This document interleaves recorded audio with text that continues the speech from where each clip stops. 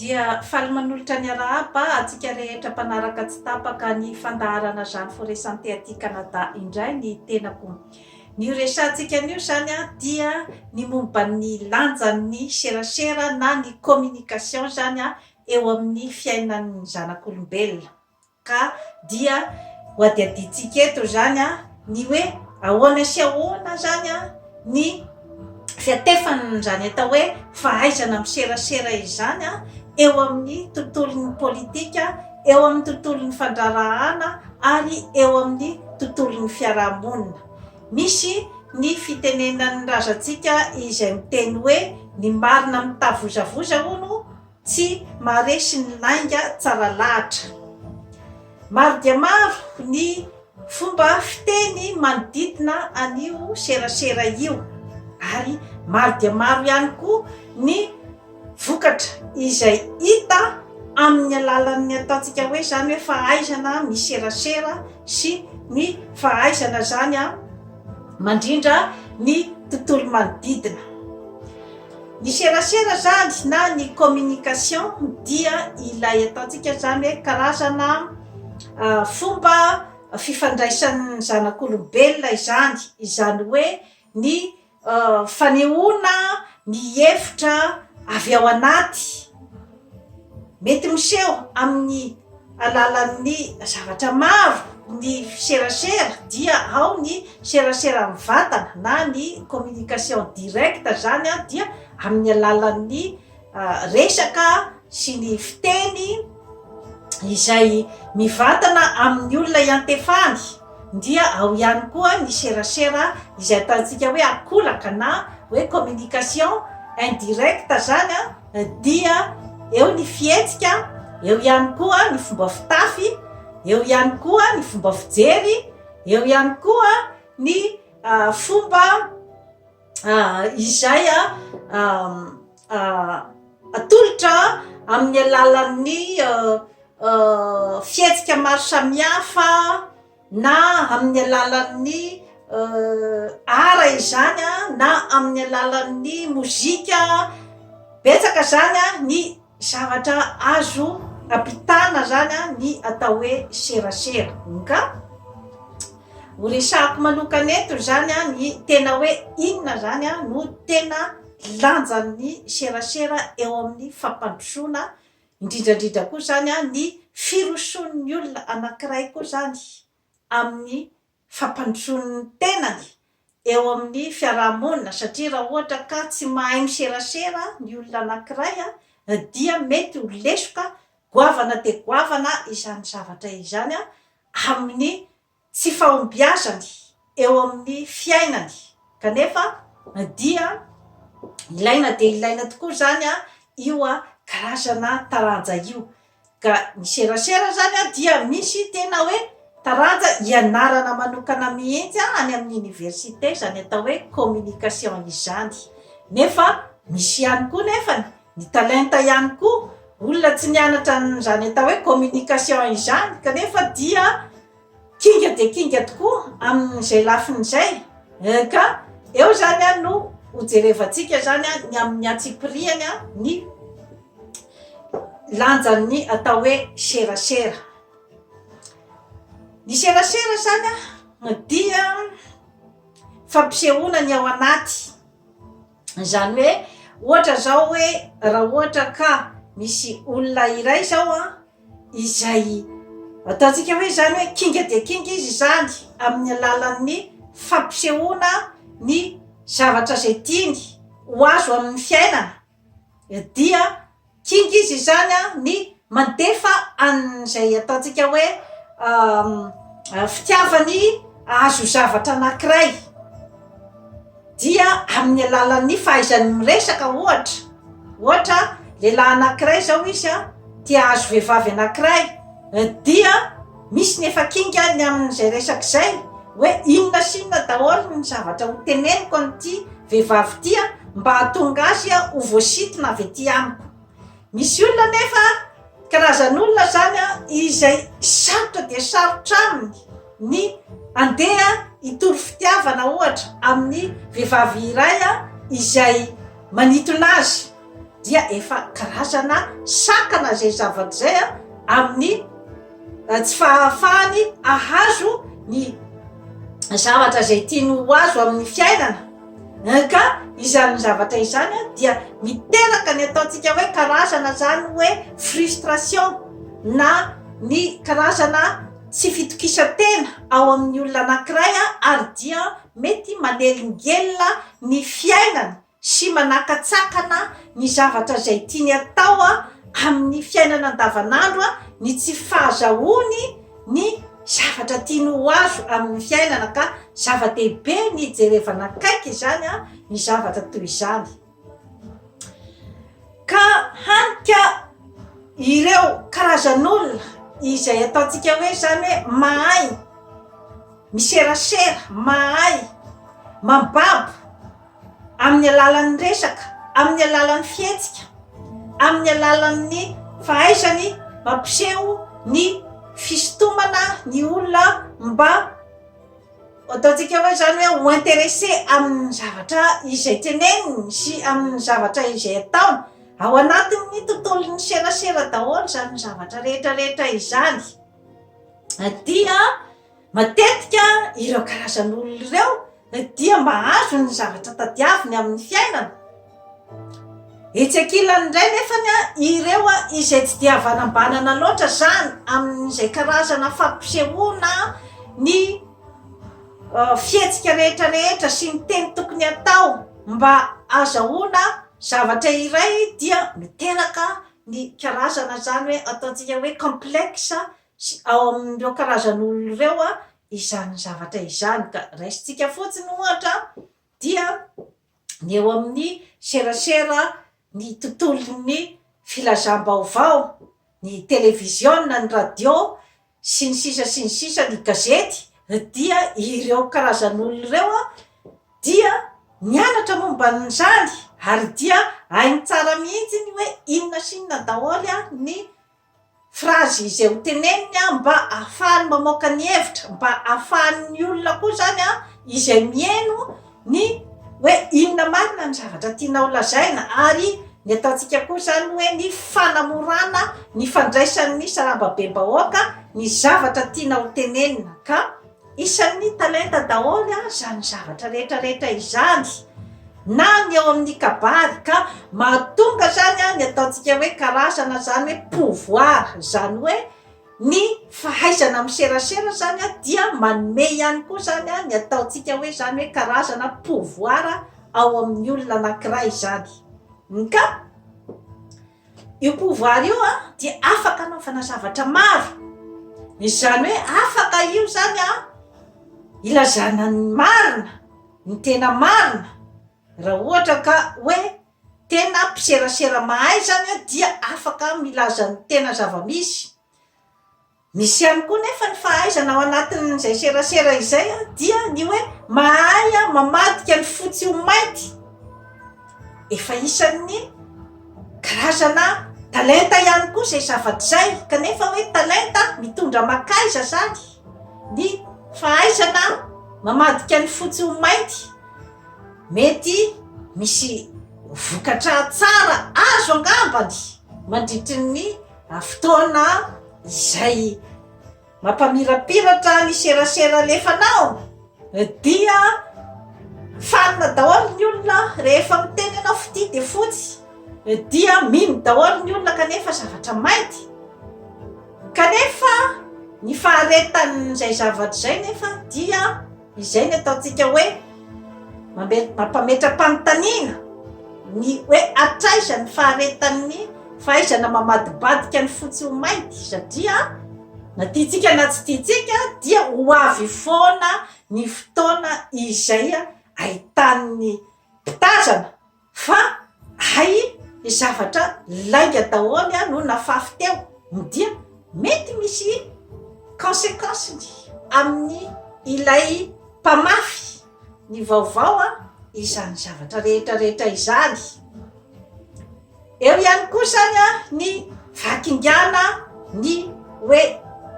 ilazana ny zavatra izay tiana-poitra zany. Zany hoe eo zany ny hoe raha misy ny ataontsika hoe zany hoe ny publicité dia publicité amina entreprise anankiray ohatra dia efa misy ny mana-talenta ny amin'ny hoe toy izao zany no fomba anaparitahana ny publicité mba ahatonga zany ny olona andray an'ilay publicité ary dia mahatonga azy arisika zany andeha anjifa ny zavatra izay atolotra ao amin'ny publicité. Tsisy maharatsy an'izany zavatra rehetrarehetra izany satria eo am-pelatanan'ny manam-pahaizana hoe ahoana ny fomba isintomana ny attention'ny mpanjifa zany. Ka maro dia maro ny fahombiazana amin'izay resak'izay. Indrindrandrindra koa moa zany dia aty amin'ny tany vaventy toy ny Amérique du Nord izany atao hoe publicité izany dia izany no mahatonga ny mpanefoefo aty amin'ny Amérique du Nord. Ka nefa ao ambadiky n'io zavatra rehetrarehetra io, raha ohatra ka tena tsara tokotrany ny produit izay alefa ao anatin'ilay publicité dia izay lay mahatonga ny hoe amataonany maro dia mbola io produit io foana ny malaza. Misy zany zavatra zany tompoko lahy sy tompoko vavy dia ny heriny ny atao hoe publicité. Eo ihany koa nefany ny ataontsika ihany koa zany ny hoe na de eo ara ny fahaizana madokadoka, na de eo ara zany ny fahaizana ny manatsara sy ny manapoitra ny fisintomana rehetrarehetra mba andafosana ny produit dia eo ihany koa nefa ny atao hoe produit de marque izay ao anatiny ihany koa ny hoe tsara marina ve ny qualité sa ao ihany koa ny ataontsika hoe force ihany koa, izany hoe ny force izay apetraky ny ataontsika la loi du plus fort. Izany hoe na tsara na ratsy io dia io aloha ny eo, io aloha zany ny malaza. Misy zany zavatra rehetrarehetra izany, misy zany zavatra rehetrarehetra izany tompoko lahy sy tompoko vavy, fa ny tena ataontsika hoe zany hoe serasera tena mahomby zany ary maharitra dia ny serasera izay avy amin'ny fo zany. Zany hoe raha ohatra zany misy olona anankiray izay miteny ka tafapaka any amin'ny vahoaka ny zavatra tiany ho tenenina matetika ary dia mahatonga ny vahoaka zany izay voasitona any amin'ilay olona dia ilay ataontsika hoe zany hoe fahaizana miteny ao amin'ny fo zany. Zany hoe ny fo no miteny, izay no tena mahasarika ny olona amin'ny serasera, fa tsy de ny saina loatra no tena hoe mahasarika ny olona zany amin'ny resaka communication. Zava-dehibe zay zavatra zay. Ka ny fahaizana misintona ny fon'ny vahoaka ohatra eo amin'ny mpanao politika dia iny no mahatonga ny vahoaka ho voasintona bebe kokoa zany any amin'ilay olona iray izay mpanao politika ohatra. Inona nefa ny zava-misy ohatra ao Madagasikara dia voasintona de voasintona tokoa ny olona amin'ny kabary sy ny sisa ny fahaizana amin'ny serasera, voababy tokoa ny fon'ny vahoaka amin'ny akamaroany. Nahoana nefa no rehefa mandeha ny fotoana dia matsatso izay fitiavan'ny vahoaka izay. Inona ny antony? De satria ilay zavatra navoaka zany ny serasera izay navoaka nambabona ny fon'ny olona tamin'ny voalohany zany dia tsy mitohy ary tsy misy izany ny ataontsika hoe zany hoe ny concrétisation an'ny zavatra rehetra nampanantenaina, zany hoe ilay serasera zany nentina ambabona ny fo fotsiny fa tsy misy zavatra zany hoe tena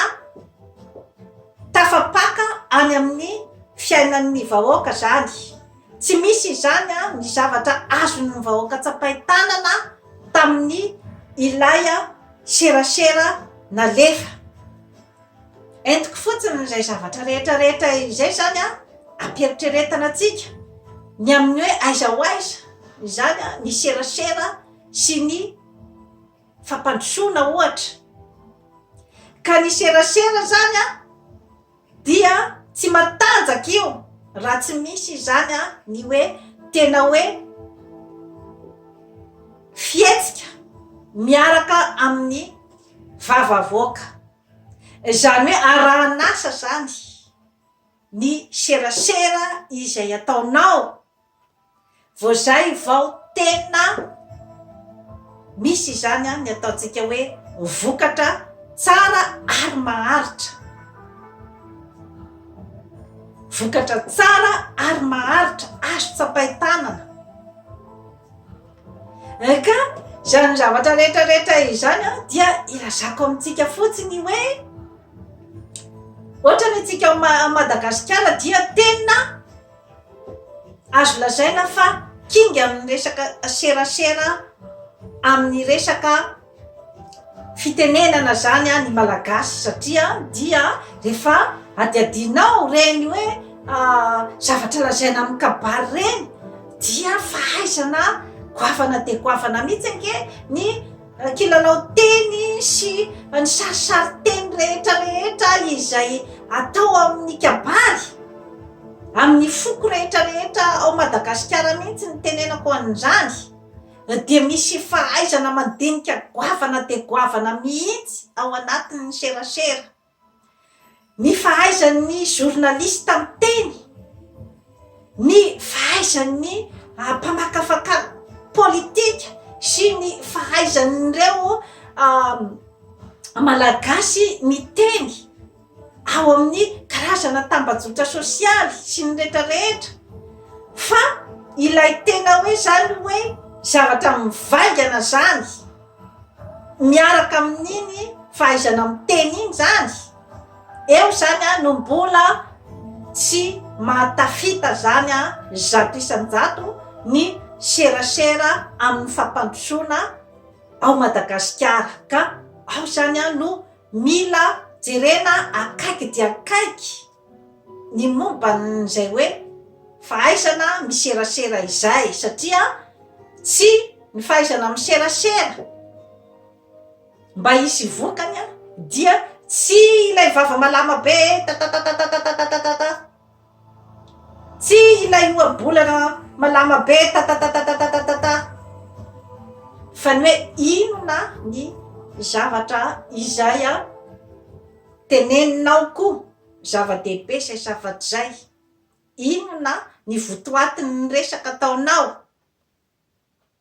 ary inona izany ny action hoentinao miaraka amin'iny zavatra teneninao iny. Izay zany no zavatra ao anatin'ny ataontsika hoe zany hoe tontolon'ny serasera mahomby. Ny tenako manokana dia tsy hoe manala ny tenako aho na hoe midoka tena, tsy tompoko, tsy zany mihitsy no tena zavatra tiako ampitaina eto amin'ny fandaharana zany forêt santé. Tsy zao akory ny malama vava izay mitatatatata izay mahasarika ny be sy ny maro, tsy atompoko, tsy atompoko. Betsaka ny mikritika eto fa ianao de mampatory rehefa miteny, ianao de miakaka rehefa miteny, ianao dia toy izao sy toy izao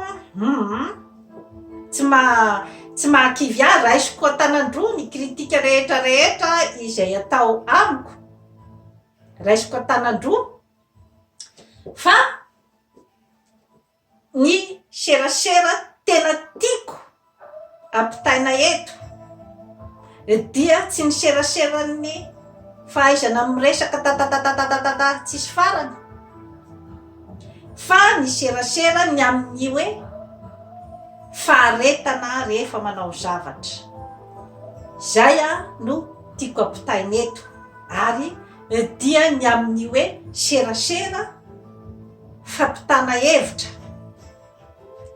satria tsy ho eo no eo de tonga de ho azon'ny olona ny zavatra rehetra zay tianao tenenina, kanefa fantatro fa ny zavatra rehetra zay teneniko eto dia mahasoa anao, fa saingy fantatro koa fa hoe serasera ohatraohatry ny ahoana ny tena tianao, fantatro daholo ange zany rehetrarehetra izany ny fahaizana miteny manao ahoana ny tena tian'ny olona, ny tena tian'ny malagasy, resaka manao ahoana ny tena tian'ny malagasy, fantatro daholo zany zavatra rehetrarehetra izany. Raha ohatra ka itonontonona olona eto amin'ny resaka politika, fa raha koto raha be de tsy mahomby, rasoa dia olona tsy alehany, raha ohatra ka izay no tatatataiko eto isan'andro, dia fantatro fa maro dia maro ny olona izay tonga hiaino ahy eto sy hijery ahy eto, fa fantatro fa asoanao ny zavatra rehetra zay teneniko eto, na dia tao raha hoe tsy eo no eo ianao no hijery ahy, na dia tao raha hoe mikritika ny fomba fiteniko ianao, na tao raha hoe mikritika ny fombafombako rehetra ianao, dia sehoko anao fa manana faharetanao ny amin'ny hoe ahafahanao mandray ny zavatra mahasoa anao. Ny resaka teto momba ny hoe inona ny atao hoe asambalana, tsy de tena misy mpijery firy ny atao hoe inona ny atao hoe asambalana, kanefa ilain'ny malagasy ve ny mahalala an'izay amin'izao vanim-potoana zao, ilainy ve sa tsy afaka kosa kapy ianao hiteny hoe tsy ilain'ny malagasy zany. Miresaka momba ny sakafo eto, ny sakafo ara-pahasalamana tsy de mba misy mpijery firy, kanefa ilain'ny malagasy ve zay hoe ahoana ny fomba fisakafoanana ara-pahasalamana. Maro dia maro amin'izao fotoana zao ny karazana aretina izay mamono voatanora ny malagasy ankehitriny, kanefa tsy de misy tena miraharahany zany atao hoe fahasalamana zany. Misy antony satria mety angamba ny olona zany efa kivy amin'ny fiainana, de efa manao laisser aller, zany hoe efa tsy miraharaha tsony an'izany hoe fiainana zany dia efa miandry fotsiny zany ny hoe fahafatesana angamba ny akamaroany. Misy dikany daholo zany zavatra rehetrarehetra izany, saingy amiko manokana dia miasista foana ny amin'izay hoe ny mahasoa fa tsy ny mahafinaritra, ka ataoko foana ny adidiko eto, ny amin'ny fampitana ny mahasoa, satria mahafinaritra ny mijery tovovavy tsara tarehy izay tsy de hita hoe inona loatra ny zavatra tena teneniny, fa hoe dia mahafinaritra ny fomba fiteniny, ny endriny, ny bikany, dia iny zany dia tonga daholy ny visionnement rehetrarehetra zany hijery an'ilay tovovavy tsara tarehy. Tsy mialina akory ny tenako tsy mialina akory, fa ny fomba fiseraserako eto zany dia serasera amin'ny endriny vaovao dia ny serasera atsara ny fiainanao, atsara ny fiainanao amin'ny fotony satria raha ohatra ka tsy jerevanao amin'ny fotony ny karazana olana rehetra amin'ny fiainanao, ny karazana blocage rehetrarehetra izay tsy mampandroso anao raha tsy jerevanao amin'ny fotony, izany zavatra rehetrarehetra izany dia mihodikodina eo foana, mihodikodina eo foana. Ianao tsy mety mahita ny hoe aiza marina ny tena tokony ho lalakale, mihodikodina eo foana. Ny firenena ao anatin'ny fahatrana raha ohatra ka tsy miditra ao anatiny hoe inona marina ny olana, karazana teboka vitsivitsy fotsiny izay teneniko izay ny amin'ny hoe ny resaka serasera dia mety mampandroso lavitra dia lavitra ny zanak'olombelona, mety mampandroso lavitra dia lavitra ny tany iray raha ohatra ka zavatsoa, zavatra mahasoa no tena ilofosana ary ny ataontsika hoe zany hoe vraie valeur, satria raha ohatra ka afa ny lazaina kanefa afa ny atao, mandefa fampanantenana kanefa tsy misy zavatra vita dia izay lay ataontsika hoe mandeha poakaty ny serasera izay alefanao. Ka isika malagasy dia mahay miteny, dia mahay miteny kanefa hatramin'izao tsika dia mbola any amin'ny fahaefatra foana amin'ny farany amin'izao tontolo izao amin'ny resaka fahatrana. Eritrereto fa ny zavatra izay atolotra eto dia ny zavatra asoantsika mianakavy, ny zavatra ason'ny firenena. Ka isaorako fefa tsikelikely dia manomboka s'intéresser amin'ny ataontsika hoe ny mahasoa fa tsy ny mahafinaritra isika malagasy, satria dia efa manomboka mitombo ny visionnement ary dia efa manomboka curieux ny olona inona marina moa zany ny tena zavatra tia ramatoa tia mitenenina, efa zava-dehibe zay. Dia toy izay indray tompokilasy tomboko vavy no azo natolotra antsika an'io, manaova abonnement amin'izany Forêt Santé aty Canada fa hanatsara ny fiainanao. Bye bye.